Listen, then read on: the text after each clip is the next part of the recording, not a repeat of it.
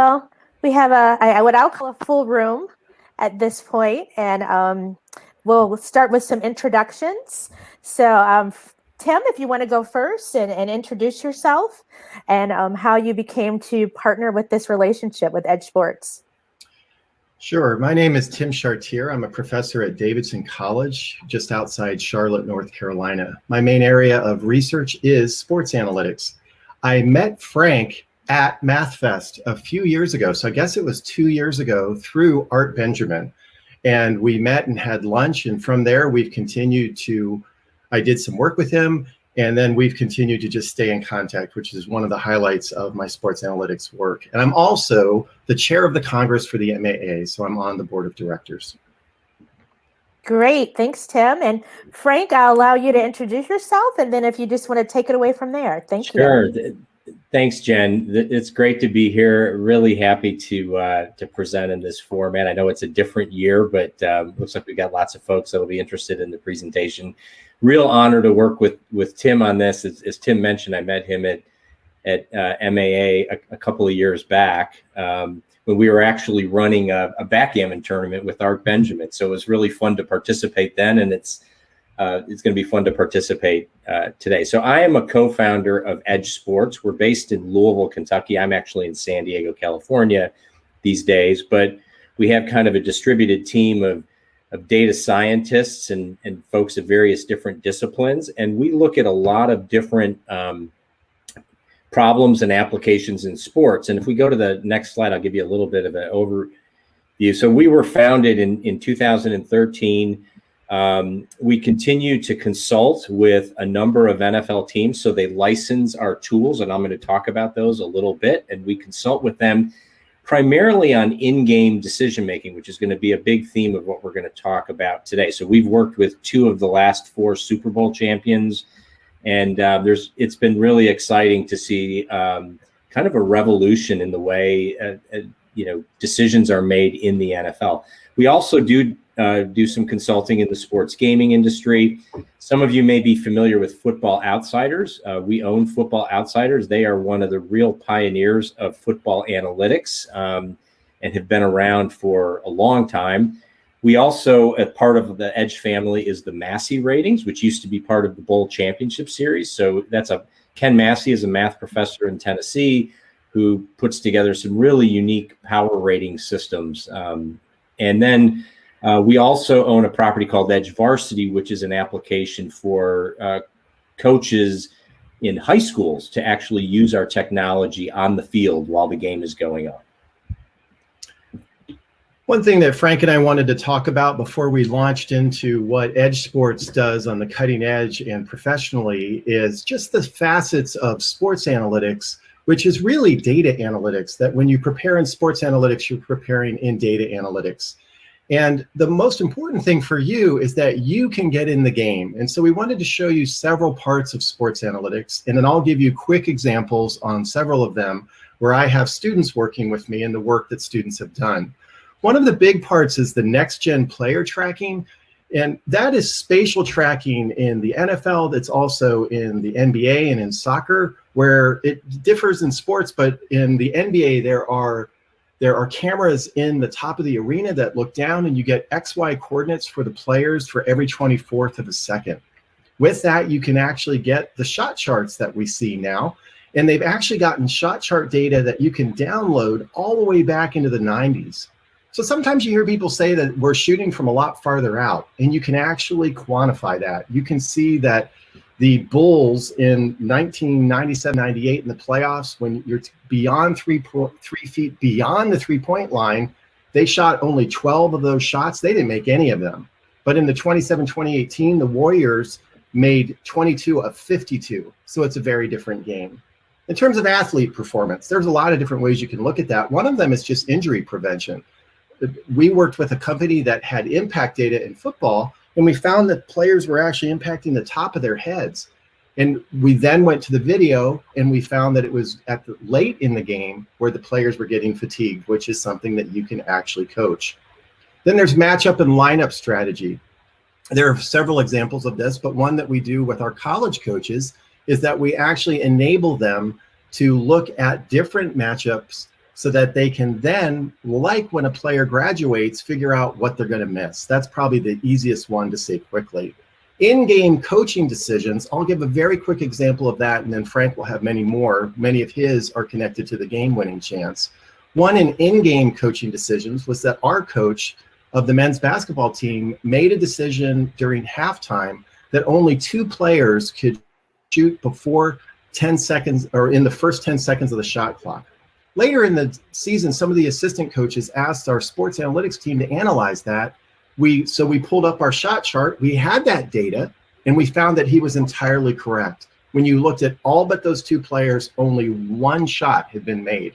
So it indeed was a factor in turning around our season. He did it without data, but the data enabled us to secure and affirm the decision, which saves cognitive time. So I'm going to turn back to Frank because he'll talk about game-winning chance and begin to move into edge sports. Great. Thanks, Tim. Yeah, so in-game decision-making, there's a term that we use a lot at Edge called game-winning chance, or GWC for short. It's the same as expected value or win probability, but this is the essential currency for making in-game risk management decisions across a number of different sports. So we've done investigations on, for instance, when a team should pull the goalie in hockey. And the way that you can really shed some light on those decisions is by understanding how the win probability, or the GWC, changes during the course of the game and how certain decisions affect it. So when you can gain in GWC and how much you risk in GWC, and when you look at those ratios, it can really be an excellent guideline for decision making. So one of the things, for instance, that we discovered is that it's probably correct to pull a goalie down 1 goal late in the game, maybe closer to the 4 or 5 minute mark, where it's traditionally done probably inside of 2 minutes. And those are the kinds of things that you can look at. But we're going to talk very specifically about football because that's very central to a lot of the work that we do at Edge Sports. So we go to the next slide. Yeah. So there's some important criteria in-game risk management decisions that we need to think about. So one thing, and this is a little quote from Sun Tzu, Art of War, is know yourself and know your opponent. It's important to know what your strengths and your attributes are and your opponent. And what that is really saying is that at the start of the contest, what is the matchup or sort of the handicap of the comparative strengths and weaknesses? And to translate that in the sports betting industry, you'll hear, point spreads and effectively what the pregame win probability is. So that it's important to know that and how that gets derived from who those teams are. And then it's very important to understand that the constraints of the decision process. And what that really is just the rules of the game. So in football, there are very specific rules that constrain the types of decisions that we can make, and you need to understand those thoroughly. And then it's important to incorporate new information as it becomes available. So at the start of the game, we may have some preconceptions about the comparative strengths and weaknesses of the teams. But as the game goes on, there's new information. How are we moving the ball? How are we matching up with the defense? So those are all things that have to be considered. And then it may sound almost trivial, but the most key factor is focusing on the right objective. And we would argue that objective is GWC, or game winning chance. And if we go to the next slide, so when we think about GWC as a key metric, there are these underlying assumptions. Have these teams played before? What do we think about the matchup? Is there any other information we can deduce about who they are? A big factor is the game state. So in a football game, depending on the score, the position of the ball on the field, the time remaining on the clock, number of timeouts, the unique game state affects what we think that winning chance is. That is part of our model. And again, like I said, this is the essential currency of risk management decisions. So we can look at, when we think about GWC, one thing we know is that there's an inevitability at the end of the game that one team will be at 100%, taking ties aside. But how do we know during the course of the game and during all of these unique game states what the actual win probability is, or the GWC? We can look at historical records, and we can get very good information and proxies for what win probability is. But we take more of a dynamic modeled approach through a Monte Carlo simulation, where we can simulate any unique game state in a football game, for instance, to the conclusion of the game. So this is with a running clock. With our simulation, we can input the score, the ball position, the comparative strengths of the teams. We can simulate the game to conclusion, and we can get a pretty good idea of what the actual win probability, how likely a team is to win from that position. So an analogy I like to use is it's a lot like a game of tug of war. It's a zero-sum game. If you have two evenly matched teams at the opening kickoff and they both have a 50% GWC, if one team gets to 60%, the other team reduces to 40%. So they're passing these GWC units back and forth during the course of the game until ultimately at the conclusion, one will have 100 and one will have 0. And thinking about the game in this framework really enables us to examine some very interesting types of decisions.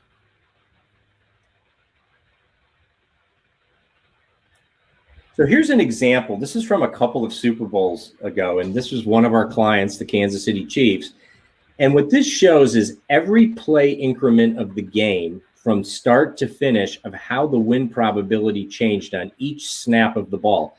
So you'll notice that at the beginning of the game, we've got it a little bit above 50%. And that's because all of our analysis showed that Kansas City was a slight favorite going into this game. So as each play transpires, you'll notice that there's a lot of volatility and the win probability changes over the course of time. And in this case, Kansas City even dipped very low in the fourth quarter before they were able to win the game. So what's embedded in this information is coaching decisions, how well the team executes, the strengths of those teams, and even randomness. I mean, sometimes the ball can take a funny bounce and it'll move win probability. So we're able to measure this at each unique stage of the game, each play. Next slide. So we like I said, and I just mentioned, there's a number of factors that go into GWC. There's the starting assumptions. There's how coaches actually execute on the play. You can have the best decision imaginable, but you've got to still execute on it. It might be right to call a pass or a rush or punt the ball, but you've got to do it well. So the coaches can make these types of decisions that they can actually affect the outcome of the game. I mentioned randomness. And then in the game state, obviously there's a number of key factors that determine, that define what's going on in the game. Next. Sorry on that one. Okay, so let's look at an example. So this is I don't know how many football fans we've got in the audience here, but this is something that happened last year. It was a very controversial decision. We do a lot of work with sports media, and they typically reach out to us on Monday morning and ask us what we thought of very specific decisions and whether we can run them through the model. So this was a choice that was made in the playoffs, and this was really a critical decision that probably put the Tampa Bay Buccaneers and Tom Brady in the Super Bowl. But the Green Bay Packers late in the game had a 4th and goal from the 8-yard line. There was 2 minutes and 5 seconds remaining. They had 3 timeouts, and they were trailing by 8 points. So a pretty tall order. They've got to be able to score 8 late in the game, keep Tampa Bay from scoring, and then potentially win in overtime. So it's going to require a touchdown and a 2-point conversion. So the real key decision here is, should Aaron Rodgers go for the touchdown, throw the ball into the end zone, or should they kick a field goal? And Matt LaFleur, the coach of the Packers, made a decision to actually kick the field goal here to get within 5 points. This was a head scratcher for us, but we wanted to look deeper. So we can just take this exact situation, put it in our model, simulate it to conclusion where we say, let's make the field goal the first choice, or let's make a passing attempt into the end zone the first choice. What we found is that this decision cost them about 3.2% in game-winning chance. So by going for the touchdown, the simulation shows that on average they win about 10.8% of the time. By kicking the field goal, 7.6%. Now, 3.2% might not seem like a lot, but it can really add up over the course of the season. And on a relative basis, you can see that it's very significant. If you drop your winning chances from 10.8 to 7.6, you're giving up about a third of what you had. But to shed a little more light on this, and we often get asked this by NFL teams to go a little bit deeper and provide some clarity, we can get an idea of how often the Packers needed to be successful on this attempt to justify the decision. So what we then can do is, with the model, we can set up unique hypothetical game states. So for instance, we can say, if they're going to attempt the field goal, we think they have 7.6% win probability. But what if they throw the pass into the end zone, score the touchdown? Now they've got to get a 2-point conversion.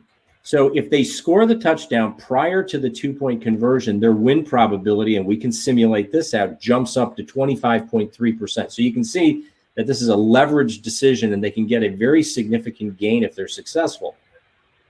When they fail on the touchdown attempt, Tampa Bay will take the ball over in a disadvantageous field position, which will at probably the 8-yard line after an incomplete pass. And the win probability, as you would expect, drops. And we can measure that as well. It drops down to 3%. But what you're really seeing here is how leveraged this decision is. And this is the insight of the model. The reward, if you are successful, is 17.7%. The risk is actually pretty minimal. You drop from 7.6 to 3.0. So what this tells us is that by looking at that risk and reward ratio, we can get an idea of the required success rate of the decision. In this case, to justify going for the touchdown instead of what Matt LaFleur chose to do, they only need to get the ball in there about a fifth of the time. We can then go back and look at historical data, and it shows that an average NFL team could certainly be expected to pull that off. And when you've got an MVP quarterback like Aaron Rodgers, it's even there's even a stronger case to be made. And when Matt LaFleur chose not to do this, Aaron Rodgers, if some of you might remember in the post-game press conferences, was not very happy about it, and we believe he was justified in being disgruntled. So let's look at another interesting decision that happened a couple of years ago. And I really like this one because so often at Edge Sports, and when we consult with the teams and the media, we talk about fourth down decisions. And this was a fourth down decision as well, but it runs a lot deeper, and it shows how complicated some of these choices can be. So this was a 2019 playoff game between the Eagles and the Saints. And the Eagles were leading the game. They got out to an early lead. They're leading 14-0 early in the second quarter. And the Saints had a 3rd and 1 from their own 30-yard line. So the Eagles defense stuffed the Saints, but there was a holding call against the Saints. So the Eagles now had a choice to either accept the penalty and put the Saints back on the 20-yard line with a 3rd and 11, or they could decline the penalty and leave the Saints with a 4th and 1 on their own 30. Now, conventional wisdom in the NFL will suggest that teams should never, especially early in the game, do anything other than punt the ball when they've got a 4th down in their own territory. But that's starting to change. And a consideration here is that they got off to an early deficit. So when the Eagles made this choice, Doug Peterson, the head coach of the Eagles, believed that Sean Payton, the head coach of the Saints, was going to punt the ball. He was operating under that assumption. Well, Sean Payton had other ideas and executed a successful fake punt and was able to get the 1st down, subsequently score a touchdown on that drive, and the entire game changed, and the Saints ended up winning. But we can look at something really interesting here. We can set up these unique game states and look at the respective GWCs and get an idea of how confident that the Eagles needed to be that Sean Payton was going to punt the ball. So if the Saints punt the ball, that's the best scenario for the Eagles. So there's a little bit of game theory going on here. When they decline the penalty, if the Saints oblige and punt the ball, the Saints win probability is only 10.4%.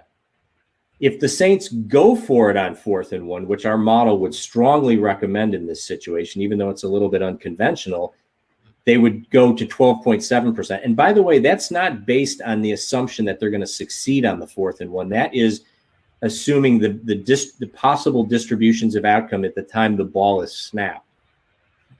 If the Eagles accept the penalty and leave the Saints at 3rd and 11, which they didn't do, now they would be at 11.1%. So again, just like in the last example, we can look at a risk-reward ratio here of how the Eagles stand to gain depending on the action of the opposing coach. And that ratio suggests that they had to have about a 70% confidence that the Saints would decide to punt. Well, they were wrong, but you can't fault them too strongly because conventionally teams typically do these kinds of things. So this is another really interesting way to look at these problems. And again, it all comes down to when you have GWC as a currency and you can get an idea of the relative movements of how it changes with different decisions, you can shed a lot of light on how to optimize your winning chances. Now, some of the folks in the audience, I'm sure, will be wondering, gosh, how can you be that accurate down to 0.1%? I mean, there's all these underlying assumptions. And we agree with that. We just believe we have a very good tool, but it is an excellent guideline for, I mean, whether or not when the Saints punt the ball, are they really at 10.4%? We could argue about what that is. But what's more important are these relative changes. And the model's very good at picking up on those.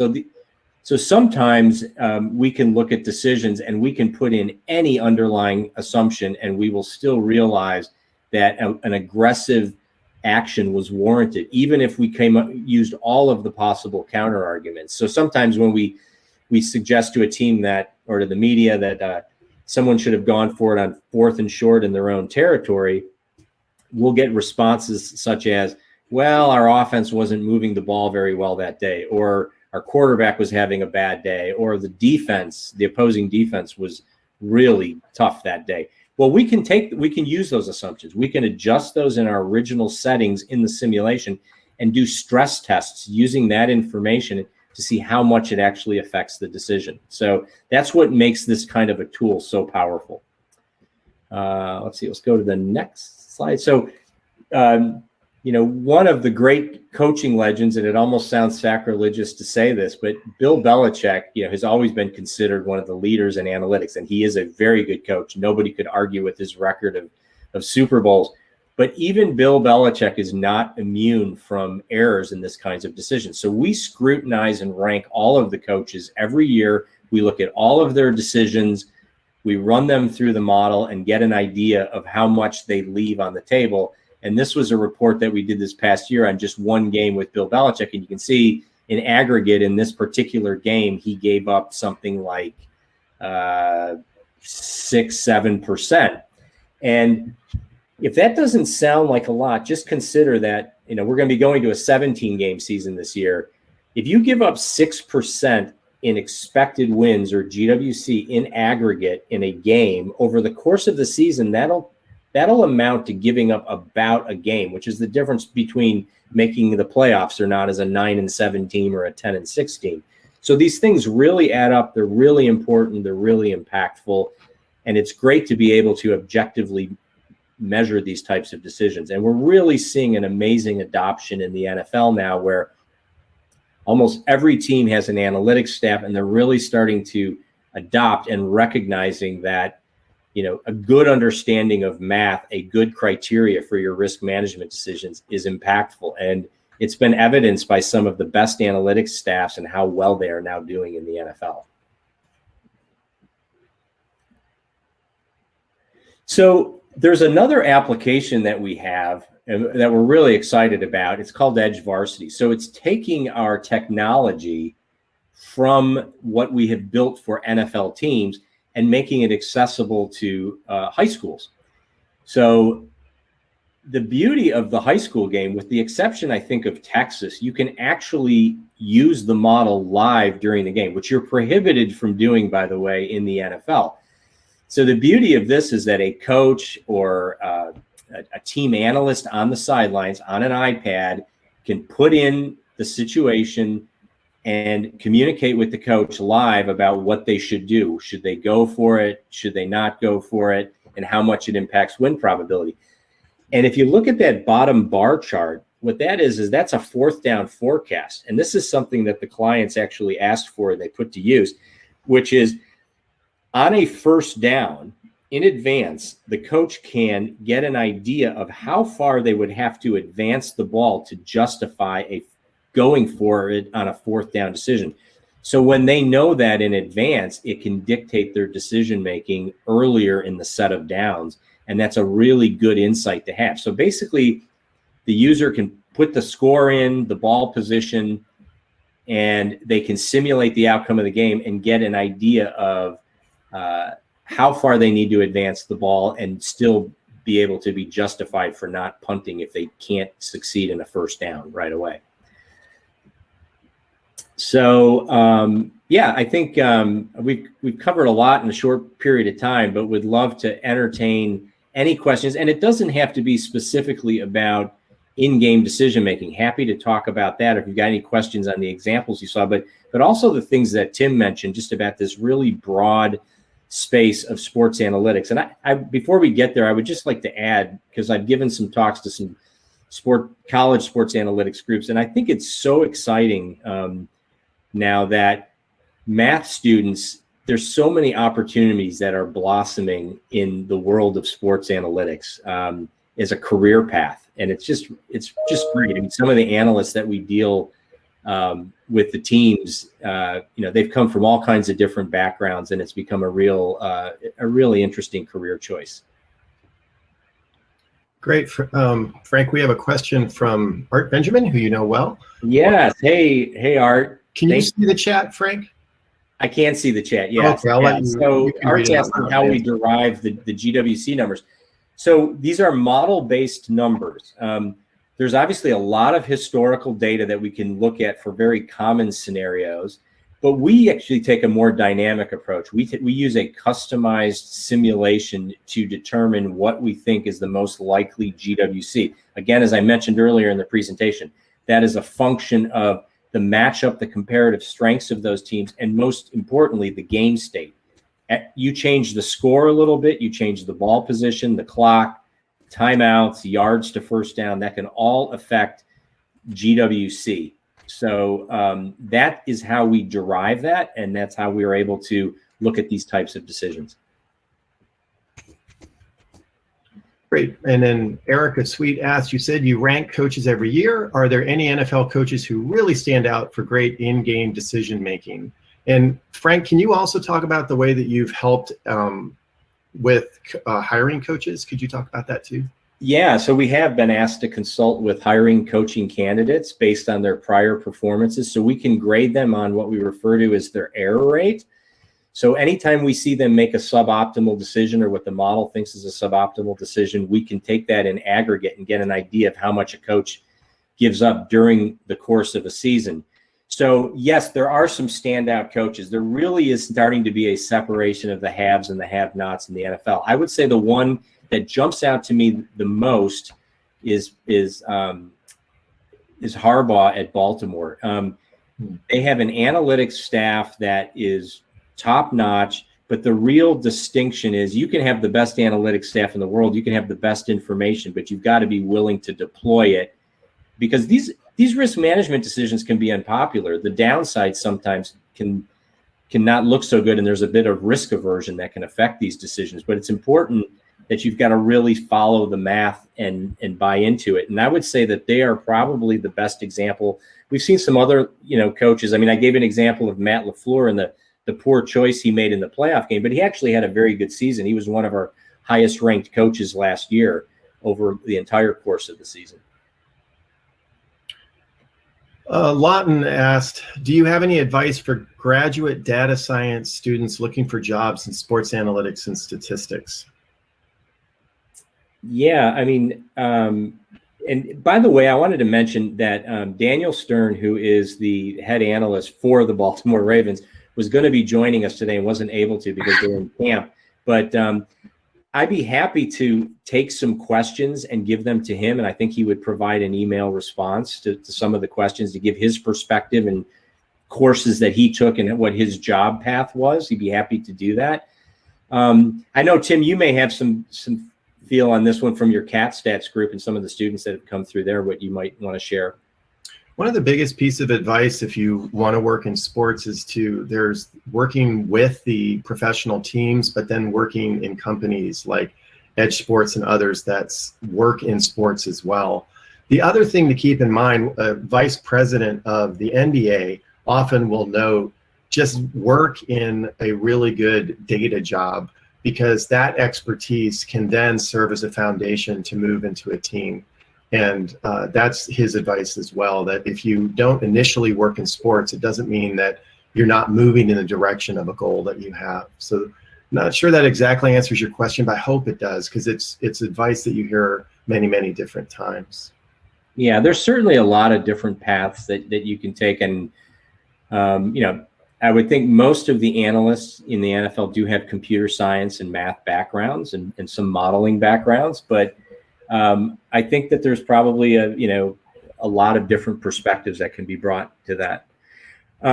Somebody's asking about baseball. So baseball was, the sabermetricians got to baseball early on. It's probably one of the more advanced games in terms of using analytics. And yes, things like stealing a base. I mean, I know, Tim, you've done some work on this as well, but some of the great insights, it's funny, early on at Edge, we met with Paul DePodesta of Moneyball fame. He was basically the brains behind the Moneyball operation, the movie that Jonah Hill played in the movie. And we were talking to him about comparing and contrasting football analytics to baseball analytics. And he had a quote which still resonates with me, which he said that basically after all the modeling that they did, the conclusion they came away with was that outs are bad. You just want to avoid making outs in baseball. And so along the lines of things like sacrifice bunting and stealing, certainly those actions can be justified. I think that they were probably overused at one time. I've heard varying numbers, but in a lot of game states in baseball, for instance, stealing second base, I think, often you have to have higher than a 70% success rate to actually justify attempting to steal a base. And those kind of things can be worked out from win probability models. You see Erica's question. Then we have a question about Pete Carroll running or passing the ball in the Super Bowl. Those are the two we haven't answered yet. Yeah, so the Pete Carroll decision is one we get asked about a lot. We actually thought that was a pretty close decision. There's a lot of game theory aspects to that, about how likely they were to be, that the Patriots were to be aware of the decision. When you've got Lynch as a fullback and who can just power the ball through the line, there's a lot of argument about, my gosh, how could you have not done that? I mean, from an analytics perspective, when we looked at it, we thought it was a pretty close decision. And there's so many factors that go into that, some of the underlying assumptions about how well the opponent was able to read what's going on that can affect it. The question about 538 and differences in sports models, we got on it a little bit early. There's certainly other simulation models out there and win probability models. I would say one of the biggest distinctions of our model is the way it's fully customizable. We can tweak a lot of the attributes of the teams, both offense and defense, pass, rush, special teams. So we can look at the sensitivities of those. We can downgrade the passing game and say, okay, how would that have affected the decision? We can upgrade a rushing defense, and how would that have affected the decision? We can adjust for the efficiency of the kicker, and we can get an idea of how that would have affected the decision. So the fact that we're customizable, we try to avoid being dogmatic that, this is 100% a right decision and 100% a wrong decision. I mean, sometimes it's pretty plausible that something was a good or bad decision, like the Green Bay Packers. I mean, it's very plausible Matt LaFleur made a big mistake there. But it's important to be able to kind of stress test your assumptions to get some clarity on, how clear or how confident you are in the model's recommendation. Jen asked, if you wanted to go into sports analytics, what areas of study would you recommend to college? Data science, calculus, what would it be? I'll answer that first.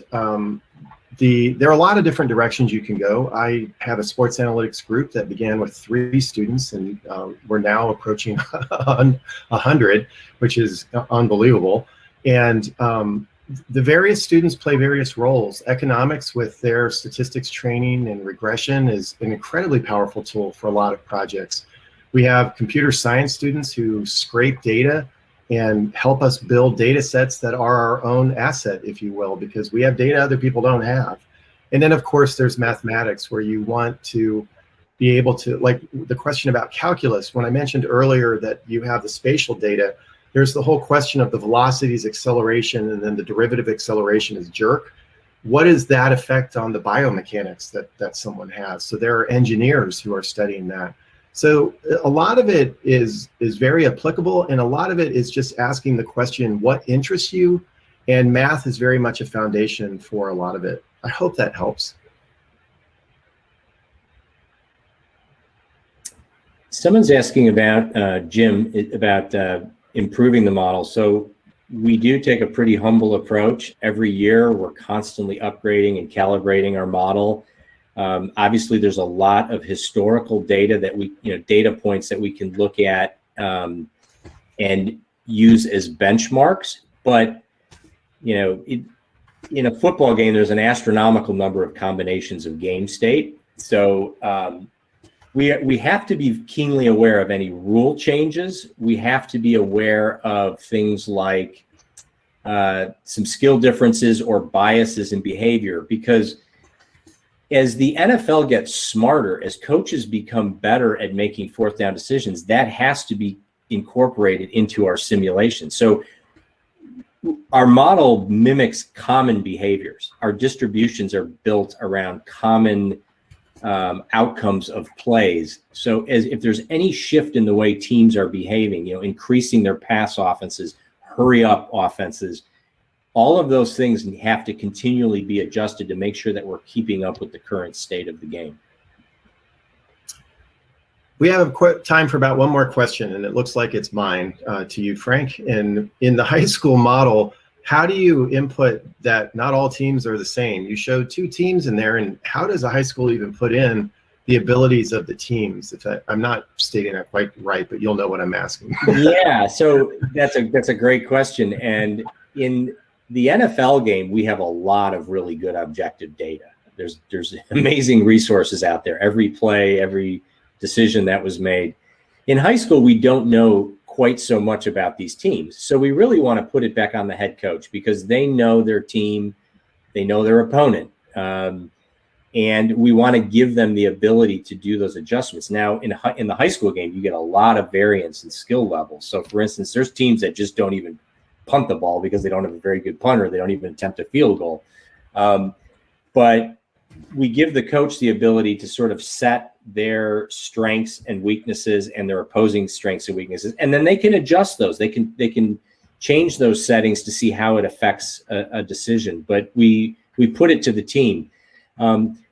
We mentioned the Massey ratings earlier. Interestingly enough, Ken Massey does do a national high school ranking, a sort of a hypothetical ELO ranking system. But we don't use that as a default in the customizations. We put that to the coach and allow them to have that. And actually, that's what they prefer. That's the feedback that we've gotten from the coaches, that they prefer to do it. But we really love the Edge Varsity tool because it's this sort of beautiful combination of academics and sports, which you tend to think in these 2 separate spheres. But why not? Why not improve your sports performances by incorporating academics into it? I just think that has such a nice application. Great. Well, thank you all for your questions. I enjoy learning from Frank. It's one of my favorite times is when we Zoom together. So I got to Zoom with all of you today with Frank. And I thank you all for your participation in the AMC program. It's a wonderful program. I saw it impact my own son's life, that he became part of the AMC 8. And the way that it trained him in problem solving was just a wonderful thing to watch. So Jen, do you have any last questions? Because I think we're just a tiny bit over. I don't. I was going to ask, have you worked with any Olympic coaches or any Olympic teams?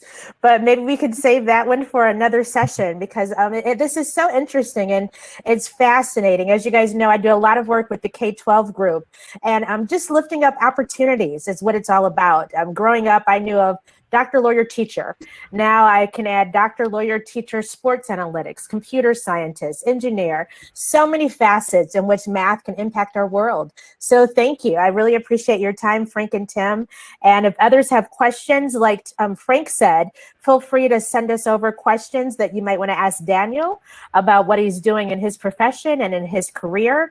Or if you have any other questions for us, I'll put an email address that you can use in the chat. And feel free to send over those questions and we can figure out, Frank, to get you back for another event to continue the discussion. Great. Thank you. This was really fun. I appreciate it. And love the MAA and glad to be a part of this presentation. Great. Thanks. Thank you, everyone. Thank you.